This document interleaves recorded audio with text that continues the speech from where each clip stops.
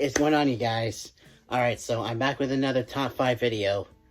Now, about either last year or the year before, I did the top 5 bad movies that I love. Well, those were movies that I think were legit good movies. Well, and a couple of them were my guilty pleasures, but this list is solely my guilty pleasures.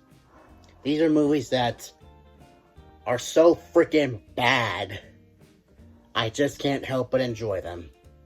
That being said, let's get right into it. If you've been subscribed to my channel for a long time, you'll know how much I love ScoobyDoo. And these movies, when I first saw them, I legit loved. And I watched them over and over and over and over and over and over again because of how much I love them. And I think I watched the second one more than the first one. Don't know why, but I just did. And again, there's problems. Like, now that I'm an adult, I have so many questions. Like, why did they split up at the beginning of the first one? Why couldn't they just work out their differences? How the hell did they sneak Scooby on the frickin' plane? Just how? Just how? I mean, it's so frickin' obvious. He's a frickin' dog. And there's a lot of juvenile jokes that I thought were funny back then, that now as an adult I think they're just juvenile. There's some sex innuendos that I think are hilarious, especially now that I get them as an adult. I love the movies because of how bad they are. And I think a lot of fans will agree. I mean, a lot of us grew up with these movies, and I'll love them for the rest of my life. Okay, so I'll admit I am sort of part of the problem with this. Yeah, there's a lot of criticism around Michael Bay that says, like, oh, he just panders to the 13-year-old boy demographic that just love action and destruction, and they just want to see girls sexualized and blah blah blah blah blah blah blah blah blah. That last part, maybe not so much for me, because I respect women. But when I was a kid, I was into Pokemon, Power Rangers, and this. Why? There was action and destruction. There was action-packed chases, action-packed fights. I mean, who the hell doesn't, when you're like a 10-year-old or 11-year-old boy, if you're between the ages of 10 and 13, how are you not going to enjoy watching robots fight each other and beat the crap out of each other, watching explosions after explosion? How are you not going to be entertained by that? But again, I'll admit, they're not good movies, and just like with the Scooby-Doo movies, I watched the second one more than the first one. There's a lot of juvenile jokes in both the movies, but in the second one, there's especially a lot of sex jokes, which I don't quite agree with now that I'm older, but I think they're freaking hilarious. I said this about Kristen Stewart. I'm going to say the same thing about Megan Fox. She can be a good actress if she has the right script and the right director and the right project. Not the right script, not the right project, and sure as hell not the right director. But I love these movies, ironically, but I still don't think they're good movies.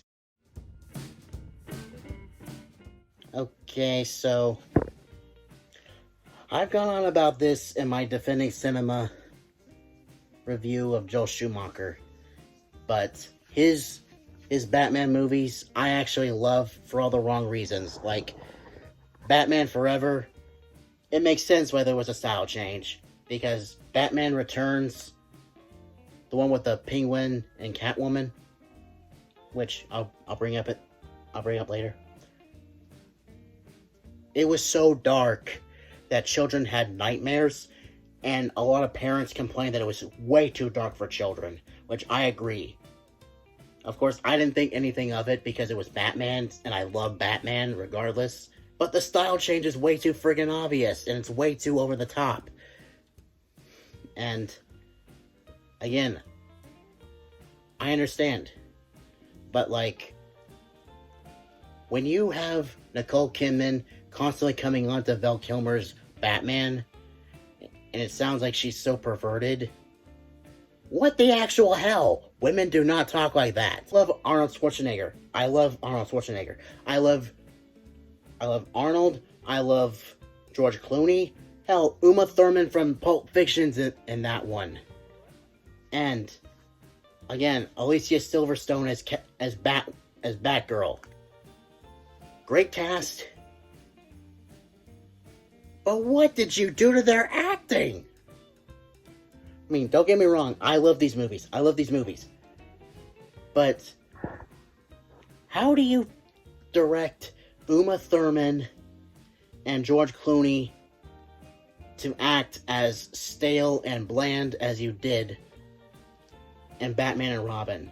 Now, don't get me wrong. I freaking love the ice puns. I love the fight sequences. I love all that. But it's a case of direction gone wrong, which I hate to say it because I love Joel Schumacher.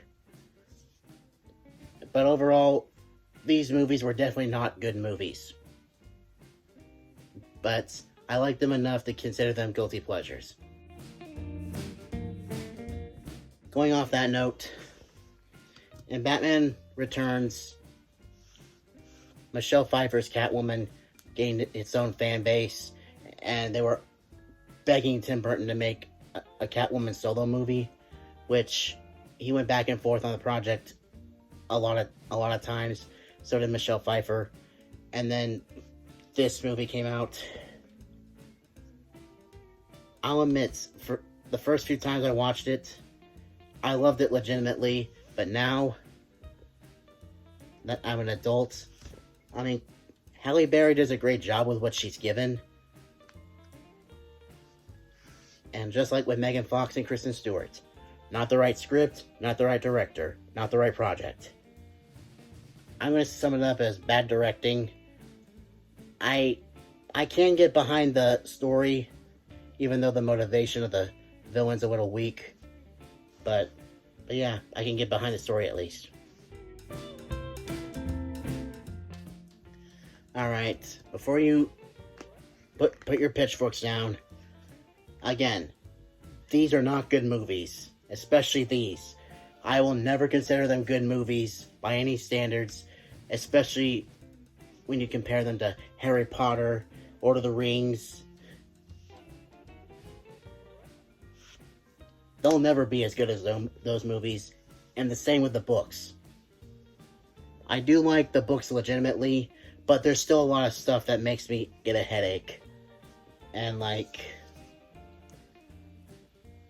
I consider these movies guilty pleasures simply because it's so freaking awkward and so freaking funny. I mean, in Eclipse, when Jacob says, let's face it, I am hotter than you, I died laughing when he said that. I'm like, oh, right to Edward's face? What the hell? And the acting is so bad.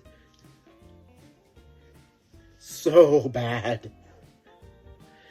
But I just can't help but pop myself a bowl of popcorn and just like scarf down while I'm laughing my ass off at these movies because they're so freaking bad. That's why they're at the top of this list, simply because, and plus they helped me get through a lot of hard times. I love the books. I definitely recommend the books if you're into vampires and werewolves. And that concludes my top 5 list of my top 5 guilty pleasures. And again, feel free to disagree with me. And I know I ranted about these movies quite a bit, but that's because even though I do like them, ironically, I still see the problems. Because there is no such thing as a perfect movie, except maybe Forrest Gump, Titanic, you know, movies like that. But anyway, I hope you guys enjoyed the video. Until next time, stay positive and stay awesome, everyone. See ya.